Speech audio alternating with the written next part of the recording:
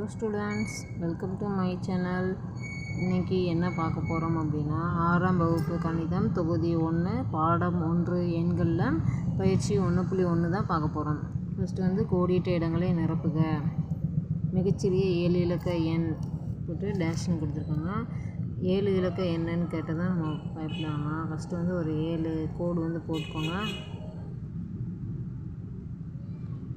7 கோடு மிகச்சிறியன்னு கொடுத்துட்டதுனால சின்ன நம்பர் தான் நம்ம வந்து போடணும். அப்போ சின்ன நம்பர்னால் 0 0 0 0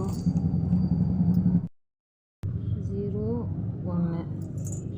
இப்போ மொத்தம் 7 இலக்கம் இருக்கான். 7 இலக்கம் இருக்குது. அடுத்து மிகப்பெரிய 8 இலக்க எண் 8 இலக்கம்னு கொடுத்துட்டதுனால 8 கோடு போட்டுக்கணும். மிகப்பெரியன்னு கொடுத்துட்டதுனால பெரிய எண் என்னது 9. அப்போ 8 கோட்லேயும் 9 9 9 9ன்னு போட்டுருக்காங்க. அடுத்து ஒரு 7 இலக்க எண் கொடுத்துட்டு அந்த எண்ணில் 5ஓட இடமதிப்பு என்ன அப்படின்னு சொல்லி கேட்டிருக்காங்க. இப்போ இந்த மாதிரி ஒரு எண் வந்து கொடுத்துட்டாங்க.